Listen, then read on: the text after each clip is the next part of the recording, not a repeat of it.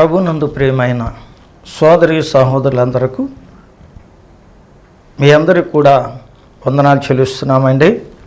దేవుని మహాకృప చేత మరొకసారి మనమందరం కూడా దేవుని యొద్దకు రావటానికి ప్రభు మనకిచ్చినటువంటి ఈ మంచి సమయాన్ని బట్టి దేవునికి మనం ఎంతో వందనస్తులుగా ఉన్నాం. సమయంలో దేవుని యొక్క వాక్యాన్ని మనం ధ్యానం చేసుకున్నాం.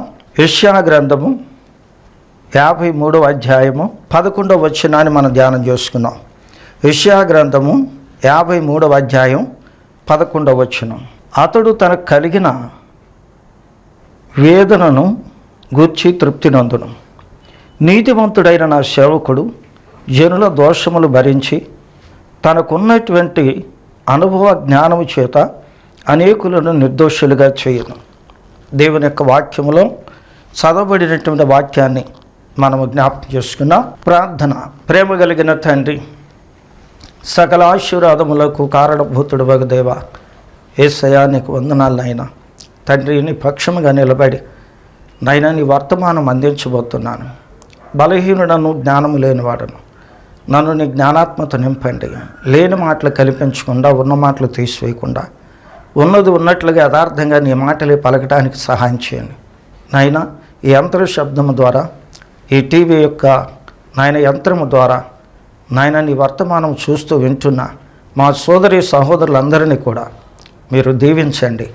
నీ వాక్యము ద్వారా వారందరూ కూడా పట్టబడి, కడగబడి, పరిశుద్ధపరచబడి, ఆశీర్వదించబడినట్లుగా నీ కృప దయచేయండి. దీవించమని నాయన, లేని మాటలను కల్పించకుండా, ఉన్న మాటలు తీసివేయకుండా, ఉన్నది ఉన్నట్లుగా యథార్థంగా నీ మాటలే పలకటానికి నాకు సహాయం చేయమని ప్రభువైన యేసుక్రీస్తు నామమున వేడుకొనుచున్నాను పరమ తండ్రి, ఆమేన్. ప్రభునందు ప్రియ సోదరి సహోదరులందరూ అందరకు ప్రభు నామములో మరొకసారి వందనాలు చెల్లిస్తున్నాను. దేవుని యొక్క లేఖన భాగంలో యెషయా భక్తుడు ఈ 11వ వచనములో 53వ అధ్యాయం 11వ వచనములో అతడు తనకు కలిగిన వేదనను చూచి తృప్తి నొందును. నీతిమంతుడైన నా సేవకుడు జనుల దోషములను భరించి తనకున్న అనుభవ జ్ఞానము చేత అనేకులను నిర్దోషులుగా చేయును అని ప్రవచించాడు యెషయా భక్తుడు. ఈయన ప్రవక్త. క్రీస్తుకు రాకపూర్వమే 700 సంవత్సరాల క్రితం ప్రభు అయిన యేసుక్రీస్తు వారిని గురించి ఈయన ప్రవచించాడు.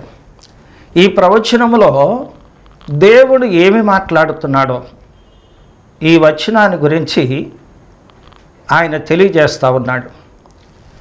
దేవుడు పలికినటువంటి మాట ఏమంటే, నీతిమంతుడైన నా సేవకుడు జనుల దోషములను భరించి తనకున్న అనుభవ జ్ఞానము చేత అనేకులను నిర్దోషులుగా చేస్తాడు అన్నాడు. ఎవరైనా దేవుని యొక్క సేవకుడు అంట. ఈ సేవకుడు ఎలాంటి పని చేస్తాడంటే, కొంతమంది సేవకులు పని చేయటం మనం చూస్తాం. కాళ్ళు నొక్కుతూ ఉంటారు, ఒళ్ళు నొక్కుతూ ఉంటారు, ఇంట్లో పనులు చేస్తూ ఉంటారు, ఇంకా పొలం పనులు చేస్తూ ఉంటారు, నౌకరీ పనులు చేస్తూ ఉంటారు, ఇంకా అనేకమైనటువంటి చెడ్డ పనులు చేయమంటే ఆ యజమానులు చెడ్డ పనులు చేస్తూ ఉంటారు. చూసారా, ఇది భూ సంబంధమైనటువంటి సేవకులు. కానీ ప్రభు అంటున్నాడు, దేవుడు అంటున్నాడు, నా సేవకుడు. చూసారా, నా సేవకుడు అంటే ఆయనకు మాత్రమే పరిమితమైనటువంటి వాడు. ఈయన దేవుని యొక్క సేవకుడు అంట. ఈ సేవకుడు చేసే పని ఏమిటంటే, తనకున్నటువంటి అనుభవ జ్ఞానము చేత, తనకున్నటువంటి జ్ఞానము చేత అనేకులను, అంటే పాపము చేసిన నేరస్తులను, దోషులను నిర్దోషులుగా చేస్తాడంట. ఇది ఎంత మంచి గొప్ప పని చూసారా. దోషులను నిర్దోషులుగా చేయటం ఈ సేవకుని యొక్క బాధ్యత. ఎవరు చేస్తారు ఇలాగా? దేవుని సేవకుడు మాత్రమే చేస్తాడు. ఈ సేవకునికి పెట్టినటువంటి బాధ్యత ఎలాంటిది అంటే, అనేకులను దోషులను నిర్దోషులుగా చేస్తాడంట. చెయ్యాలి. ఈ సేవకుడు ఎన్ని అవమానాలైనా పడి, ఎన్ని కష్టములైనా పడి, ఎంత అవమానమునైనా సహించి, ఎంత హేళనాస్పదమైనటువంటి మాటలు కూడా పడి కూడా అండి అన్నిటినీ కూడా భరించి తిరస్కారము నొంది అవమానము నొంది చూసారా, సేవకులకి ఏం కలుగుతుంది?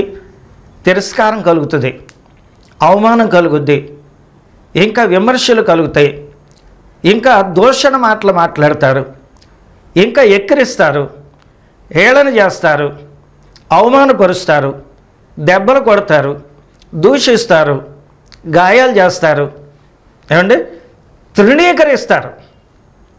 సేవకుడు ఇవన్నీ కూడా భరించాలి.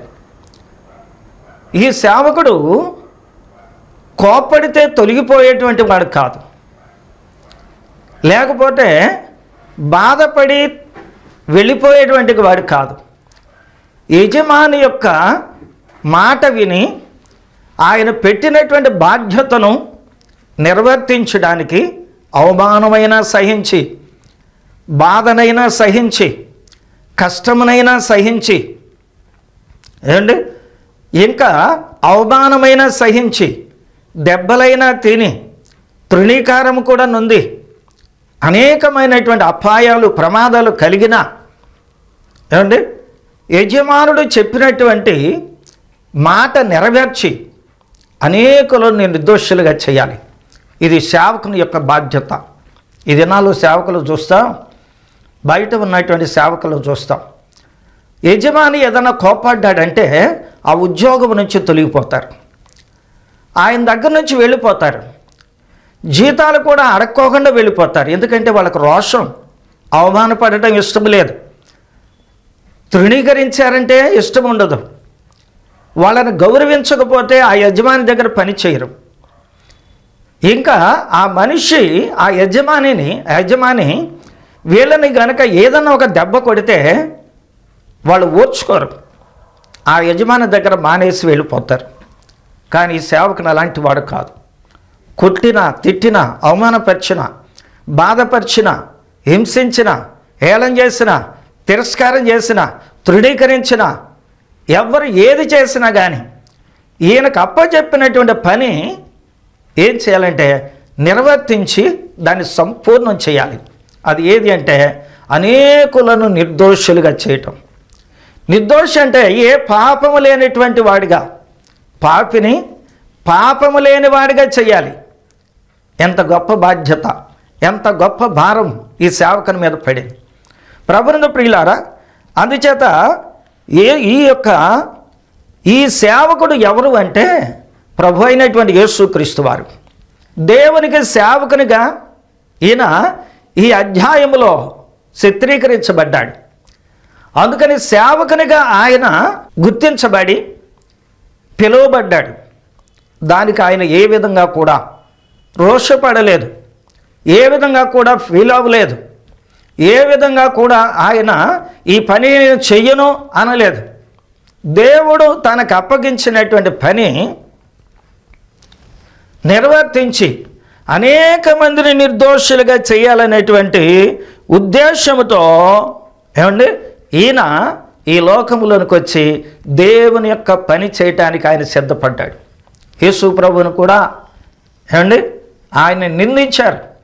నువ్వు యేసేపు, నువ్వు దేవుని కుమారుడు కాదు, నువ్వు యేసేపు కుమారుడు, నీ తల్లి మరియా, నీ సహోదరులు మా మధ్యలో ఉన్నారు అని చెప్పి దేవుని కుమారుడిగా ఆయన అంగీకరించలేదు. నువ్వు వడ్లవాని కుమారుడు అన్నారు, సహించాడు. ఆయన రోగులను స్వస్థత పరుస్తుంటే, ఆ దయ్యాలు వెళ్ళగొడుతూ ఉంటే ఆయన అన్నారు, నువ్వు బయల్జూబులు పట్టినటువంటి వాడు, నువ్వు బయల్జూబులకు అధిపతివి, దయ్యాలకు అధిపతివి అని చెప్పేసి అన్నారు. అది కూడా వచ్చుకున్నాడు. యేసు ప్రభుని పట్టుకొని కొండపేట వరకు కూడా తీసుకుని వెళ్ళి ఆయన కింద వేయటానికి చూశారు. దాని నుండి ఆయన తప్పించుకున్నాడు. అవమానం. ప్రభునందు ప్రియులారా, ఇదిగో ఆయన తాగుబోతూ తిండిపోతూ అని చెప్పేసి ఆయన వర్ణీకరించారు. ప్రభునందు ప్రియులారా, దాన్నంతటిని కూడా ఆయన ఓర్చుకున్నాడు. చూసారా, ఆయన సిలువ వేసేటప్పుడు పిడిగుద్దులు గుద్దారు, గడ్డం పెరిగి వేశారు, ఆయన ముఖం మీద గుద్దారు, తలకు ముళ్ళ కిరీటం అమర్చారు, ఆ ముళ్ళు ఆయన శిరస్సులోనికి 3 అంగుళాలు లోపు వెళ్ళిపోయినాయి. ముఖమంతా రక్తసిక్తం అయిపోయింది. ఆ రాళ్లలో పడి గీచేశారు ఆయన్ని.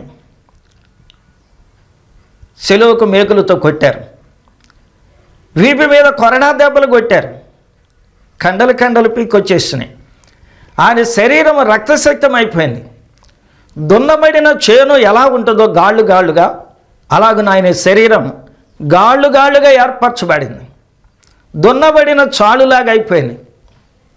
ఆయన మేకులు కొట్టేశారు. శిలువకు మేకులతో కొట్టేశారు. ఆ యొక్క శిలువను ఆ గోతులో వెత్తి నిలవబెట్టారు. ఆయన శిలువ మీద వేలాడుతూ ఉన్నాడు. అటుపక్కన ఒక దొంగ, పక్కన ఒక దొంగ శిలువ వేయబడ్డారు. అప్పుడు వారిద్దరు కూడా యేసు ప్రభువును దూషించారు. నువ్వు దేవుని కుమారుడు అయితే నిన్ను నువ్వు రక్షించుకొని మమ్మల్ని కూడా రక్షించమని చెప్పేసి విమర్శించారు, దూషించారు, ఏళన చేశారు. 3 దారులు కలిసినటువంటి జంక్షన్లో యేసు ప్రభు వారి సెలువును వేశారు. అటు వెళ్ళేటువంటి వారు, ఇటు వెళ్ళేటువంటి వారు, 3 వైపులా వెళ్ళేటువంటి వారు యేసు ప్రభును చూసి, ఇదిగో దేవాలయాన్ని పడగొట్టి 3 దినముల్లో కట్టువాడా, నేను నీవే రక్షించుకో, నువ్వు దేవుని కుమారుడు అయితే కిందికి దిగరా, అప్పుడు నమ్ముతామని చెప్పేసి సవాల్ చేశారు. యేసు ప్రభు వారు ఏమీ మాట్లాడలేదు.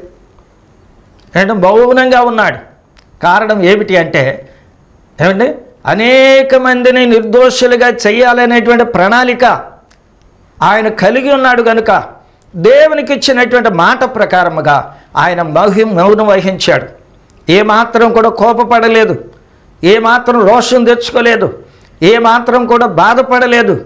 ప్రభునందు ప్రియులారా, ఆయన ఉద్దేశం ఏమిటంటే నేరస్తులైనటువంటి వారిని, ఆయన దూషించే వారిని, విమర్శించే వారిని, హేళన చేసే వారిని, ఎక్కిరించేటువంటి వారిని, వారందరినీ కూడా నిర్దోషులుగా చేయాలి అనేటువంటి ఉద్దేశం ఆయన కలిగి ఉన్నాడు.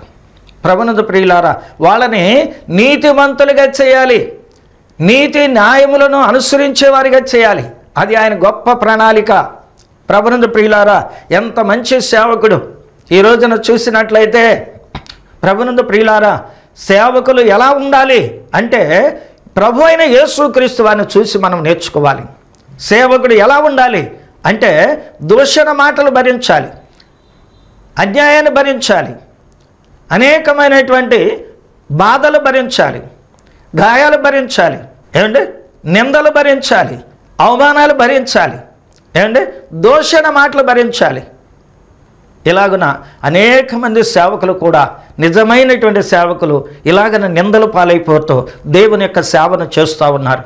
ఎందుకంటే అనేక మందిని, ప్రజలను నిర్దోషులుగా చేయాలి, పాపము నుండి విడిపించాలి, వారిని పరిశుద్ధులుగా చేయాలి అనేటువంటి మంచి ఉద్దేశంతో వారందరూ కూడా నిజమైన సేవ చేస్తూ ఉన్నారు. మంచిదండి. దేవుని యొక్క సేవకులైనటువంటి మీకు ఎంతో వందనాలు చెల్లిస్తున్నాం. అలాగున మీరు సేవకులైనటువంటి మీరు ఎంతగానో అనేక మంది పాపులను మారుస్తూ ఉన్నారు, అనేక మంది నేరస్తులను మారుస్తూ ఉన్నారు, అనేక మందిని ఆ దోషులను నిర్దోషులుగా చేస్తున్నారు. వారిని దేవుని పిల్లలుగా మీరు తీర్చిదిద్దుతూ ఉన్నారు. చాలా మంచి సేవకులని చెప్పి మీకు తెలియజేస్తూ ఉన్నాను. ప్రభునందు ప్రియులారా, అలాగే ప్రభు అయిన యేసుక్రీస్తు వారు కూడా ఆయన శిలువలో రక్తము చిందించి మనుషులందరినీ కూడా నిర్దోషులుగా చేయాలి. అందుకని ఆయన శిలువ మీదే వేలాడాడు, రక్తమంతా కారిపోయేంత వరకు కూడా. ఆ రక్తము ఎందుకు కాచవలసి వచ్చిందంటే ఆయన రక్తము వలన అనేక మంది నిర్దోషులుగా చేయబడతారు, అనేక మంది నీతిమంతులుగా తీర్చబడతారు అండి. అందుకని ఆయన శిలువలోనే ఉండి రక్తమంతా కార్చేంత వరకు కూడా శిలువ మీద ఆయన వేలాడాడు. ప్రాణము దారపోసి సమాప్తమైపోయినదని తండ్రి అయిన దేవునికి ఇచ్చినటువంటి మాట, సమాప్తమైనదని చెప్పి తన ప్రాణమును, ఆత్మను దేవునికి అప్పగించేశాడు. సరే, దేవుడు అప్పగించినటువంటి పని నమ్మకంగా చేశాడు ఈ సేవకుడు. రక్తమును దారపోశాడు, ప్రాణాన్ని దారపోశాడు. ఆయన నామమందు విశ్వాసముంచిన వారిని అందరిని కూడా నిర్దోషులుగా నీతిమంతులుగా తీర్చబడ్డాడు. రోమీయులకు రాసిన పత్రిక 4వ అధ్యాయములో మనం చూస్తాము. రోమీయులకు రాసిన పత్రిక 4వ అధ్యాయములో చెప్తా ఉంటాడు. ఏమనంటే ఏంటి 5వ అధ్యాయము 9వ వచనం, కాబట్టి ఆయన రక్తము వలన ఇప్పుడు నీతిమంతులముగా తీర్చబడి మరింత నిశ్చయముగా ఆయన ద్వారా ఉగ్రత నుండి రక్షించబడుదము అంటున్నాడు. చూసారా? కాబట్టి ఆయన రక్తము వలన ఇప్పుడు నీతిమంతులముగా తీర్చబడ్డామంట. చూసారా? ఆయన రక్తము కనుక చిందించకపోయినట్లయితే మనం నేరస్తులుగానే ఉండిపోయేవాళ్ళం, మనం దోషులుగానే ఉండిపోయేవాళ్ళం, మనం పాపులుగానే మిగిలిపోయేవాళ్ళం. దేవుని ఉగ్రతను, దేవుని యొక్క శాపాన్ని, ఆ దేవుని కోపాన్ని మనం అనుభవిస్తూ నరకానికి, నాశనానికి వెళ్ళిపోయేవారం. కనుక ఈ సేవకుడైనటువంటి యేసుక్రీస్తు వారు, దేవుని యొక్క సేవకుడైన యేసుక్రీస్తు వారు, ఆయన ఈ లోకములోనికి వచ్చి మనలందరినీ కూడా మార్చడానికి ఆయన పరిచర్య చేశాడు. ఏంటి ఆ పరిచర్య?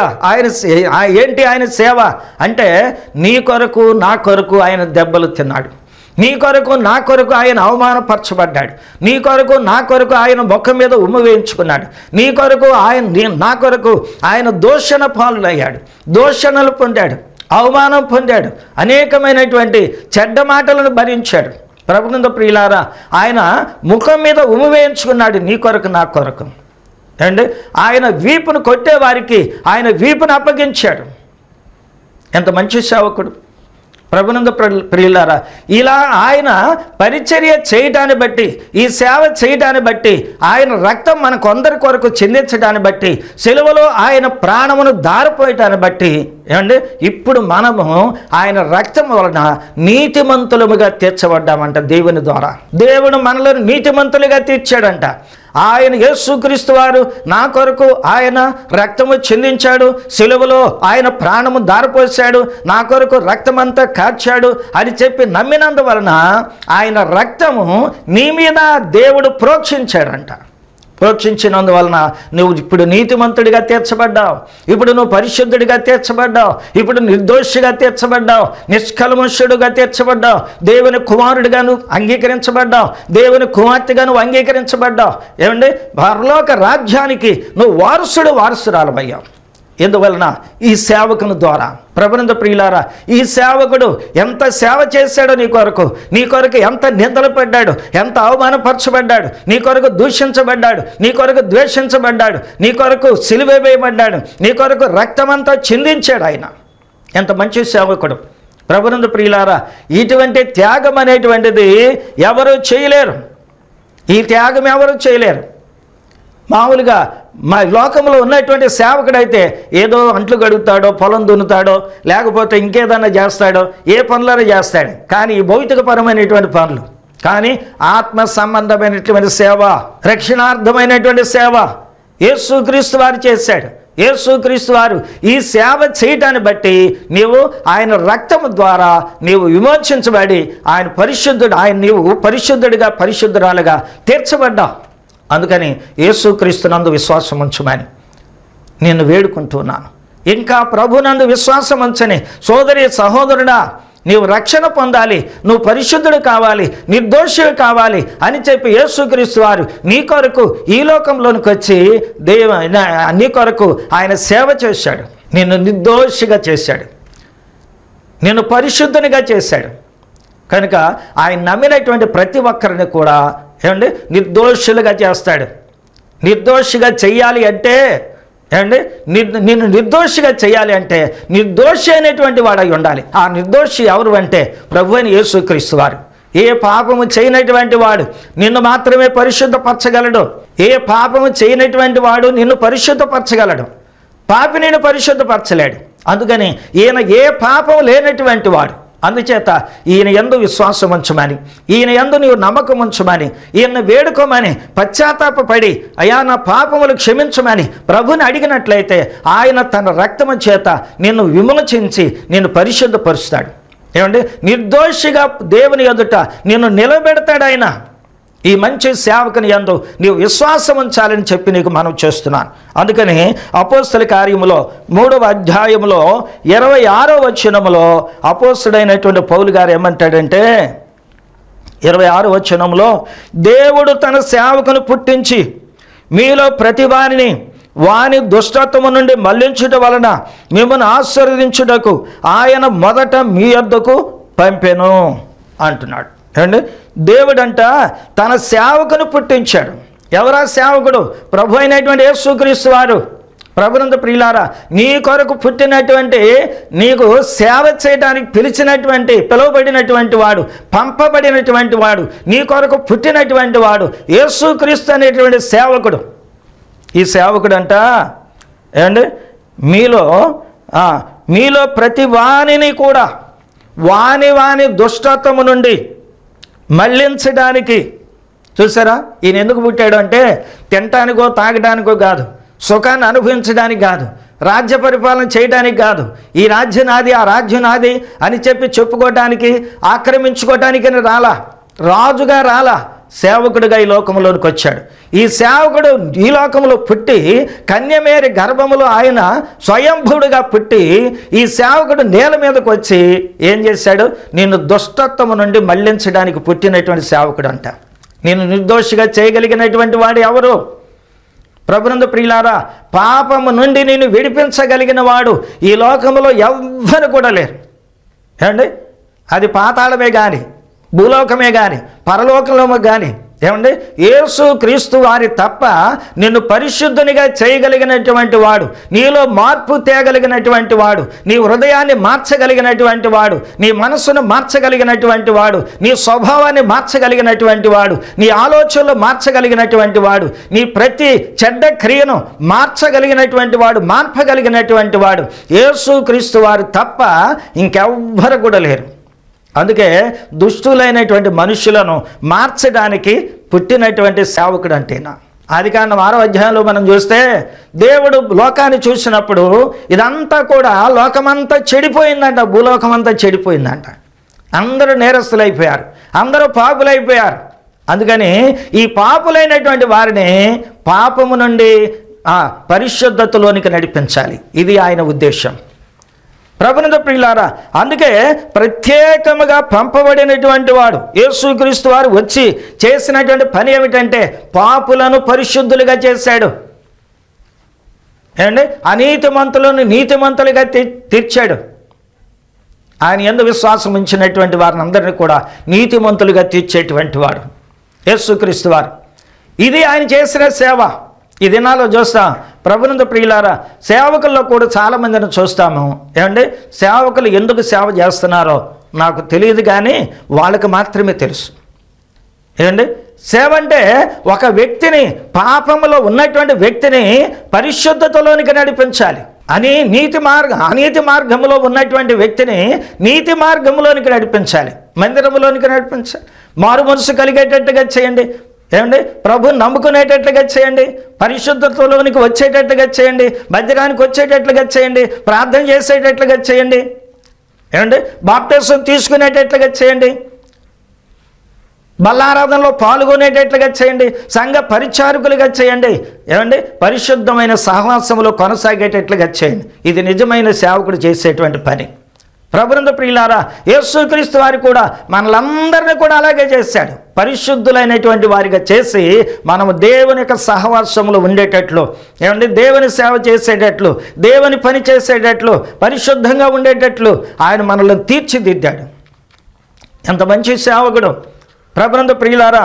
అందుచేత మత్తయి సువార్త 20వ అధ్యాయం 28వ వచనములో ప్రభు అంటున్నాడు, ఏమంటున్నాడంటే 28వ వచనములో, అలాగే మనుష్య కుమారుడు పరిచారము చేయించుకొనుటకు రాలేదు, కానీ పరిచారము చేయుటకు అనేకుల కొరకు ప్రతిగా విమోచన క్రయధనముగా తన ప్రాణమును ఇచ్చుటకు వచ్చాడంట. ఎందుకు వచ్చాడు ఆయన అంటే పరిచర్య చేయించుకోవడానికి రాలా, కాళ్ళు నొక్కించుకోవడానికి రాలా, ఏమండి, తన పరిచర్య చేయించుకోవడానికి రాలా, ఎందుకు వచ్చాడు అంటే పరిచర్య చేయడానికి వచ్చాడు. అంటే ఏంటా పరిచర్య అంటే అనేక మంది కొరకు ప్రాణము పెట్టి రక్తము ధారపోసి నీతిమంతులుగా చేయాలి, వాళ్ళని పరిశుద్ధులుగా చేయాలి అనే ఉద్దేశంతో ఆయన ఈ లోకంలోనికి వచ్చాడు. ఇలా వచ్చింది ఎవరు? భూమి మీదకి వచ్చింది ఎవరు ఇలాగా అంటే యేసుక్రీస్తు వారు ఒక్కడే. నీతిమంతులుగా చేయాలని ఒక మంచి ప్రణాళికతో వచ్చినటువంటి మంచి సేవకుడు. ఆయన చేసిన సేవ ఏంటంటే మనందరి కొరకు నిందలు పడ్డాడు, అవమానాలు పడ్డాడు, దోషాలు పడ్డాడు, అనేకమైనటువంటి ఇబ్బందులు పడ్డాడు, రక్తం చిందించాడు, ఏమండి రక్తము కార్చాడు, మనందరి కొరకు ప్రాణము సెలవులో దారపోశాడు. ఎంత మంచి సేవ! ఇలా చేయటాన్ని బట్టి నీలో నీ రూపం మారిపోయింది, నా రూపం మారిపోయింది, నా జీవితం మారిపోయింది, నీ జీవితం మారిపోయింది, అనేక మంది జీవితాలు మారిపోయినాయి. ఏమండి ప్రపంచంలో అనేక మంది క్రైస్తవ జనాంగము పాపమును విడిచిపెట్టి దేవుని వైపు మళ్ళారు, దేవుని మార్గంలో నడుస్తున్నారంటే ఆ సేవకుడు చేసినటువంటి మంచి పని. యేసుక్రీస్తు వారు చేసిన సేవ ఏమండి ఎంతగా ఫలించింది అంటే అనేక మంది మారుమనసు పొందారు, అనేక మంది ప్రభుని తెలుసుకున్నారు, అనేక మంది నీతి మార్గంలోనికి వస్తున్నారు. అందుకని ఆయన చేసిన పరిచర్య వలన నీవు నేను కూడా ప్రపంచంలో అనేక మంది రక్షించబడ్డారు. ప్రియ సోదరి సహోదరుడా, ఇక నీవు కూడా ఇంకా ప్రభునందు విశ్వాసం ఉంచనేటువంటి సోదరి సహోదరులైనటువంటి మీకు కూడా తెలియజేస్తున్నాను.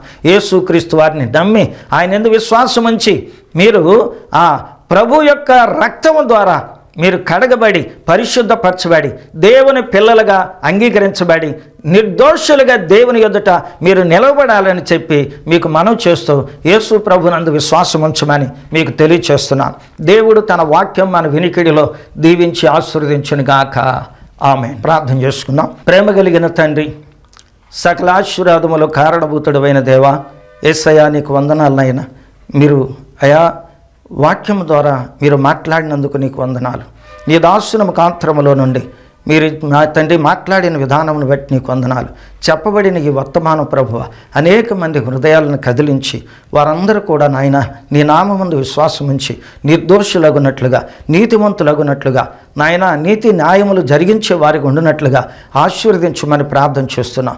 దీవించిన ఆయన అయ్యా ఎంతమంది కష్టాల్లో, ఇబ్బందుల్లో, ఆర్థికంలో, అనారోగ్యతలో నాయన వ్యాధులతో బాధపడుతున్నారు ప్రభువ, వారందరినీ కూడా స్వస్థత పరచండి. వారు రోగములు, వ్యాధులు పట్టిన దురాత్మ శక్తులు ప్రభువ అయా వదిలి వెళ్ళిపోనట్లుగా మీరు మా తండ్రి అయా వారిని ముట్టుకొని స్వస్థత పరచండి, వాటిని గద్దించండి, వాటిని వెళ్ళగొట్టండి, వాటి కార్యాలు లాయపరచమని ప్రార్థిస్తున్నాం. దీవించిన ఆయన దాయగలిగిన తండ్రి ఈ యొక్క మా తండ్రి వర్తమానం అందించడానికి స్పాన్సర్ చేసినటువంటి మా సోదరి ప్రభు లతమ్మను ప్రభు రాధాకృష్ణ గారిని అలాగే ప్రభు ఇచ్చినటువంటి బిడ్డలను కూడా నాయనా దీవించి ఆశీర్వదించి వారి కష్టాధ్యత వారి బిడ్డలు అనుభవించేటట్లుగా సహాయం చేయండి. అలాగే నాయన దాయగలిగిన తండ్రి లక్ష్మణ బాబుకు ఆయా మంచి గుణవంతురాలు భక్తిపరురాలైన బిడ్డను నడిపించి త్వరగా కుమారుడు కూడా వివాహం జరిగేటట్లుగా ఆశీర్వదించండి. రాధాకృష్ణ గారికి కూడా ఆయా రక్షణ భాగ్యాన్ని దయచేసి మళ్ళీ నీ మార్గంలో నడిపించి వర్ధల చేయండి. మా సోదరు కూడా ఆయా లతమ్మకు కూడా ఆరోగ్యం దయచేసి బిడ్డను బలపరిచి మాయం పొందమని ప్రభు అని యేసు క్రీస్తు నామమున వేడుకొనుచున్నాను పరమ తండ్రి.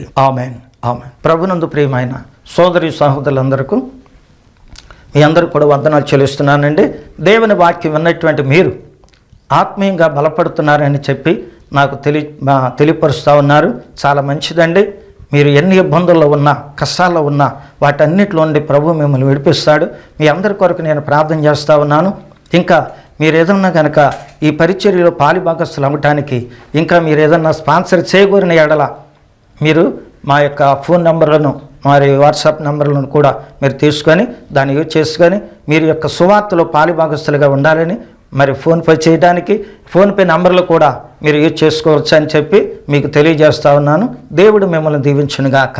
ఆమెన్. మన తండ్రి అయిన దేవుని ప్రేమ, కుమారుడైన క్రీస్తు కృప, పరిశుద్ధాత్మక అన్యోన్య సహవాసమైన సన్నిధి కూడి ఉన్నటువంటి మనందరికీ పరిశుద్ధులకు ఇప్పుడు ఎల్లప్పుడు ప్రభువు రాక పర్యంతం మనందరికీ తోడై ఉండి కాపాడి నడిపించునుగాక. Amen amen. మీ అందరికీ వందనాలండి.